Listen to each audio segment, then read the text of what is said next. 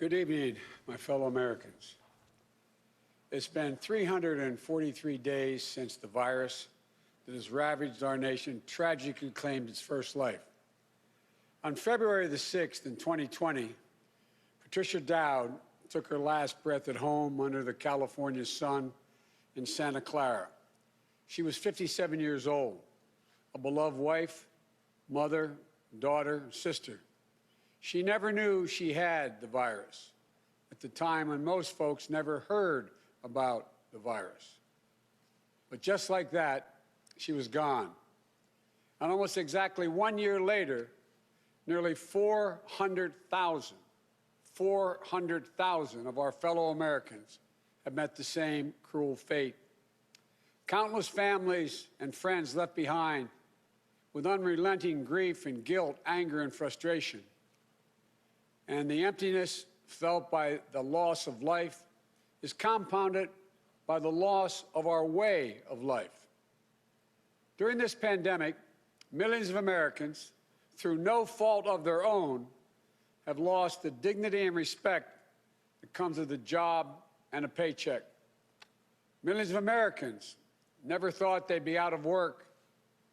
Many of them never even envisioned the idea, are facing eviction, waiting for hours in their cars to feed their families as they drive up to a food bank. Millions have kept their jobs but have seen their hours and paychecks reduced, barely hanging on as well. That's happening today in the United States of America. Just as in the midst of the dark winter of this pandemic, as cases, hospitalizations, and deaths spike at record levels, there is real pain overwhelming the real economy. One where people rely on paychecks, not their investments, to pay for their bills and their meals and their children's needs. You won't see this pain if your scorecard is how things are going on Wall Street. But you will see it very clearly if you examine what the twin crises of a pandemic and this sinking economy have laid bare. The growing divide between those few people at the very top who are doing quite well in this economy and the rest of America. Just since this pandemic began, the wealth of the top 1% of the nation has grown roughly $1.5 trillion since the end of last year, 4 times the amount for the entire bottom 50% of American wage earners. Some 18 million Americans are still relying on unemployment insurance. Some 400,000 small businesses have permanently closed their doors. And it's not hard to see that we're in the middle of the once-in-several-generations economic crisis with a once-in-several-generations public health crisis. The crisis of deep human suffering is in plain sight, and there's no time to waste. We have to act, and we have to act now. This is what economists are telling us. More importantly, it's what the values we hold dear in our hearts as Americans are telling us. A growing chorus of top economists agree that the moment of crisis, in this moment of crisis, with interest rates at historic lows, we cannot afford inaction. It's not just that smart fiscal investments, including deficit spending, are more urgent than ever. It's that the return on these investments in jobs, racial equity, will prevent long-term economic damage, and the benefits will far surpass the cost. A growing number of top economists has shown even our debt situation will be more stable, not less stable, if we seize this moment with vision and purpose.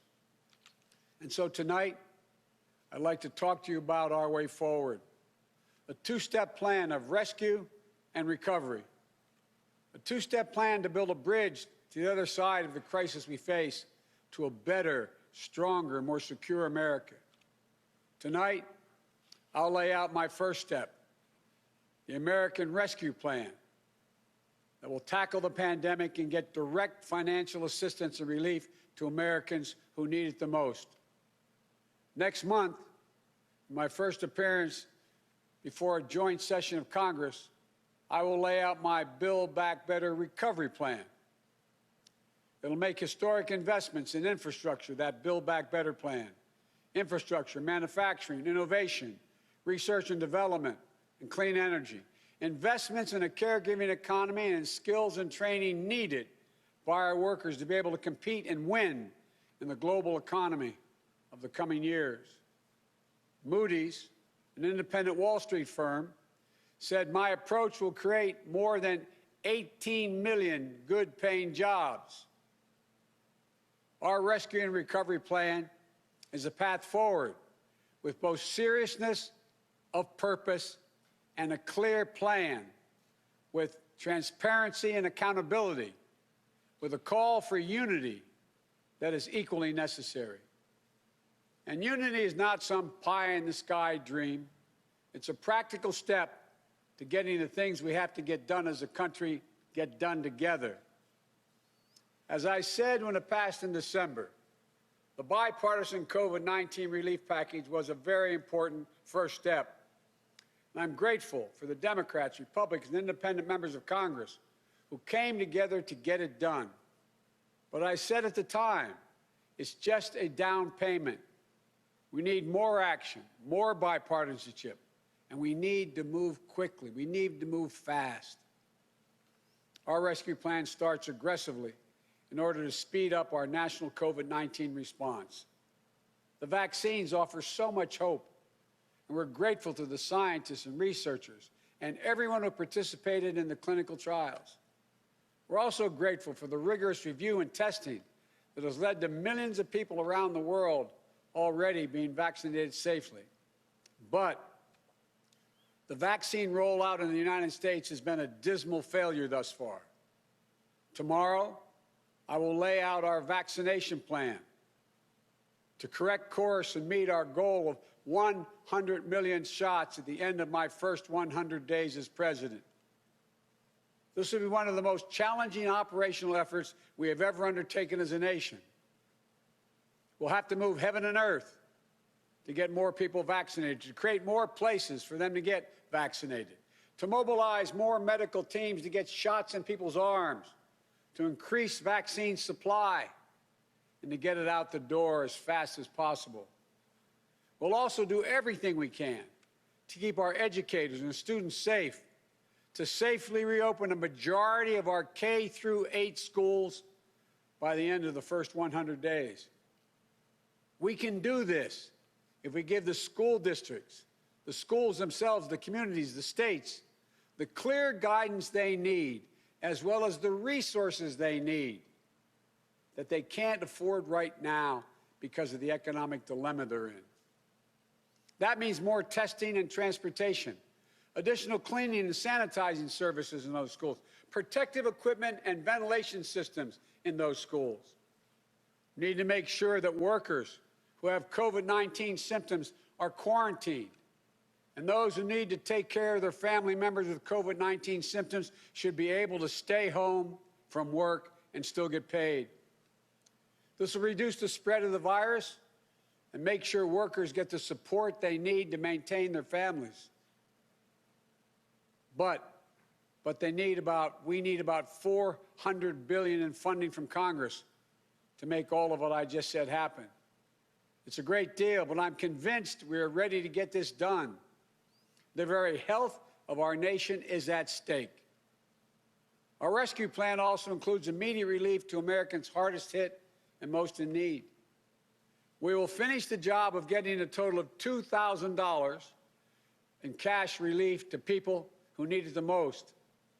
The $600 already appropriated is simply not enough.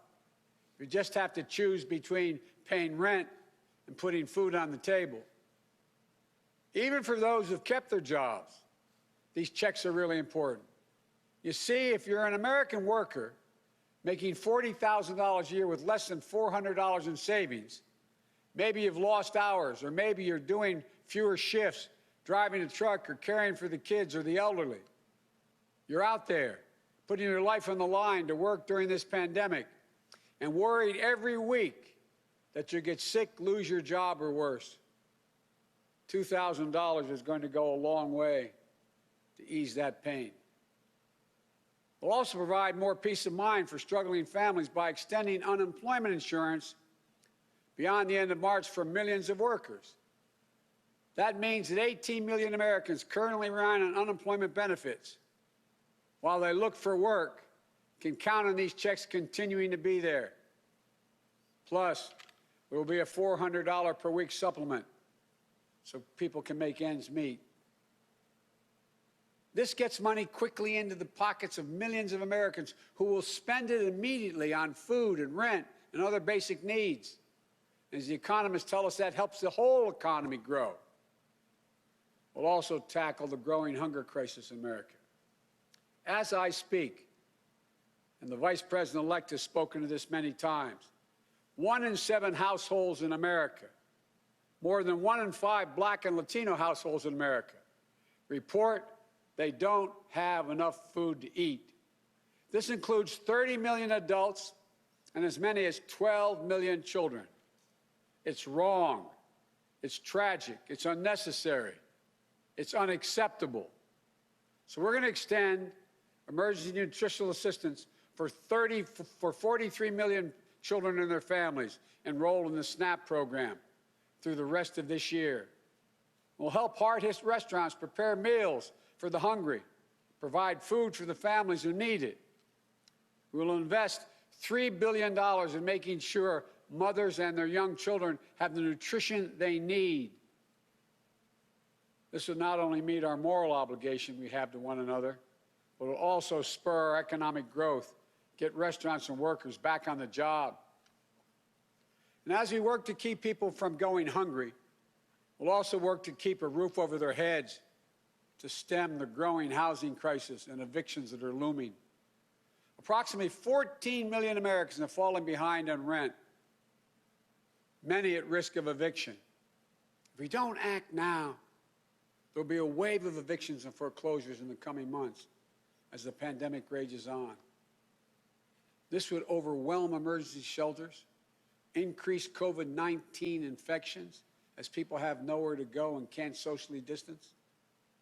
Next week, we'll take action to extend nationwide restrictions on evictions and foreclosures.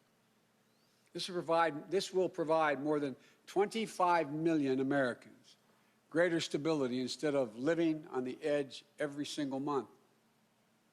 And I'm asking Congress to do its part by funding rental assistance for 14 million hard-hit families and tenants. It will also be a bridged economic recovery for countless mom-and-pop landlords. These crises are straining the budgets of states and cities and tribal communities that are forced to consider layoff and service restrictions of the most needed workers.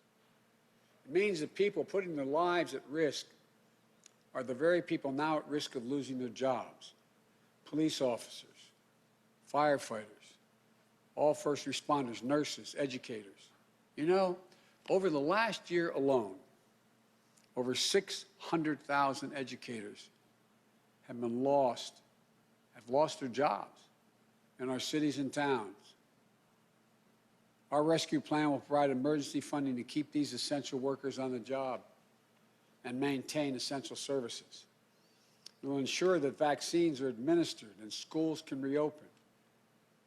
Vice President-elect Harris and I have been speaking with county officials, mayors, governors of both parties on a regular basis.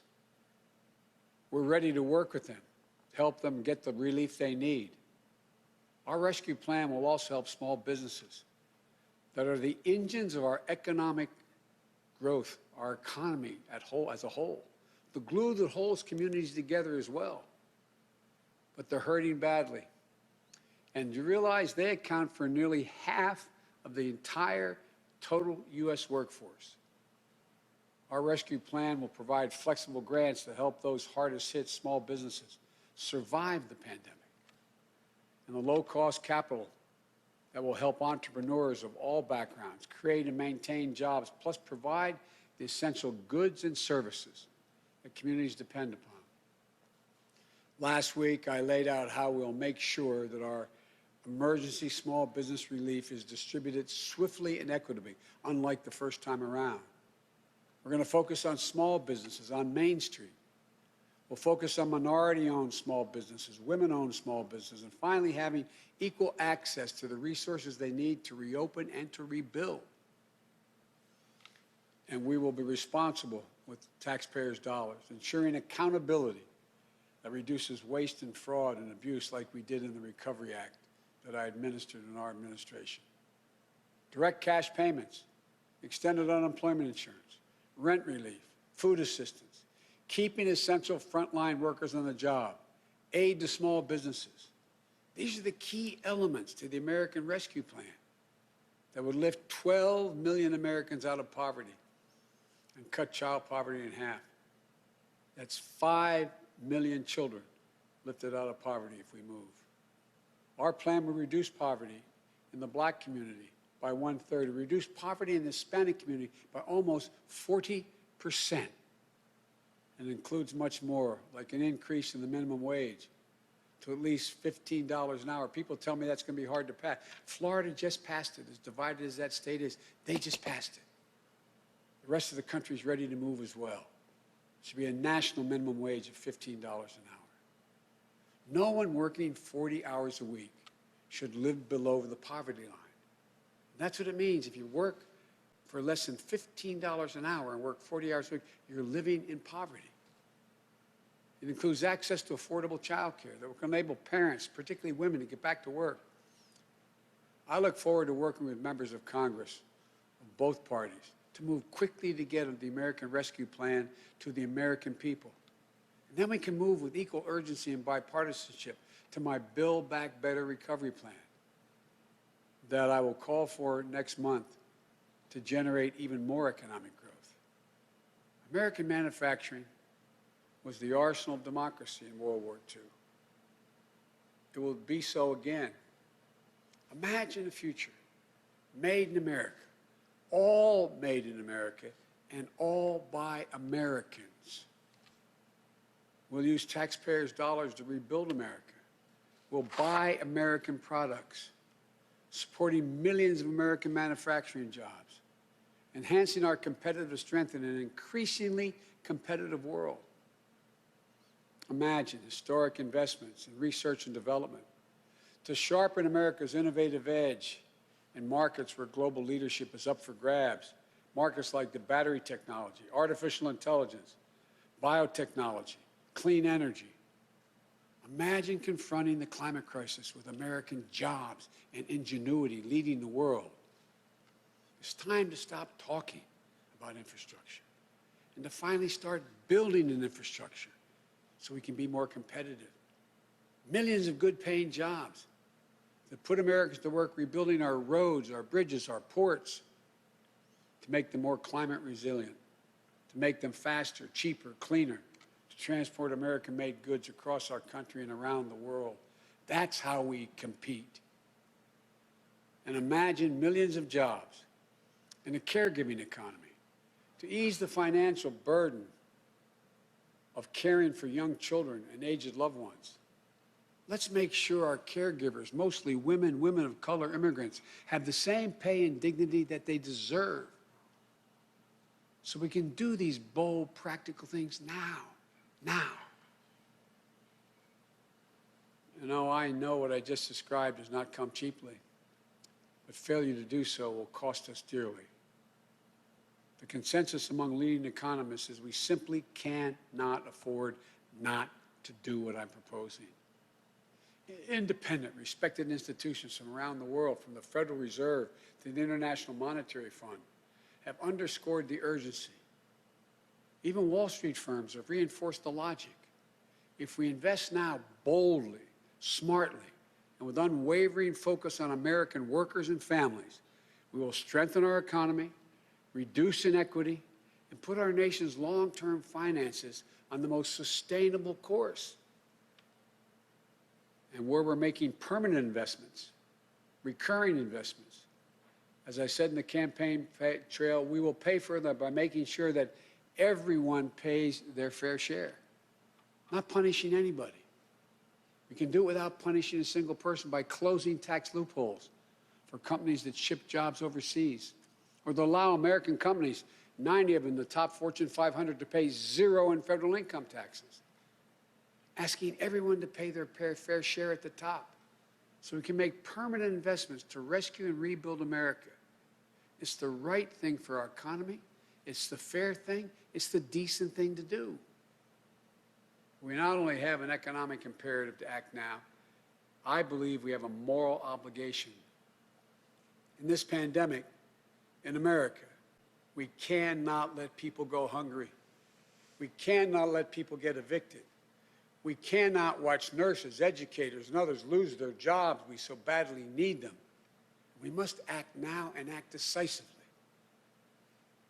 My fellow Americans, the decisions we make in the next few weeks and months are going to determine whether we thrive in a way that benefits all Americans, or whether we stay stuck in a place where those at the top do great, while economic growth for most everyone else is just a spectator sport, and where American prospects dim, not brighten. These investments will determine whether we reassert American leadership and outcompete our competitors in a global economy. We're better equipped to do this than any nation in the world. Or whether we watch them catch up and pass us by. Together, I know which path we'll choose. And that includes all Americans, so we can own the 21st century. But even with all these bold steps, it's going to take time to get where we need to be. There will be stumbles, but I will always be honest with you about both the progress we're making and what setbacks we meet. And there will, and here's the deal, the more people we vaccinate, the faster we do it, the sooner we can save lives and put this pandemic behind us and get back to our lives and our loved ones. And the sooner we can rescue and rebuild the American economy, the biggest and most profitable engine in the world. I know it's been nearly a year that tested us beyond measure. For all of you who have lost someone, my heart goes out to you. I know that feeling looking at that empty chair across the table. All of you who've fallen on hard times, I know you can never get back what you lost. But as your president, I know that every day matters and every person matters. From the very first to the nearly 400,000 lost American souls and counting, to the millions of you just looking for a fighting chance in this economy, I promise you, we will not forget you. We understand what you're going through. We will never, ever give up. And we will come back. We'll come back together. Well, we didn't get into all this overnight. We won't get out of it overnight. And we can't do it as a separated and divided nation. The only way we can do it is to come together as fellow Americans, as neighbors, as the United States of America. And when we do, there's nothing beyond our capacity. I've said this many times. When America acts as one, there's never been a single thing we've been unable to do, no matter how consequential the issue has been. Out of all the peril of this moment, I want you to know, I give him a word, I see the promise as well. We've seen clearly what we face now. And I remain so optimistic about America. As optimistic as I've ever been. We have everything we need, but the will must be demonstrated. So come Wednesday, we begin a new chapter. The Vice President-elect and I will do our best to meet all the expectations you have for the country and the expectations we have for it. I'm confident. I am truly confident. Together, we can get this done and come out better off than when we went into this crisis. God bless you all, and may God protect our troops.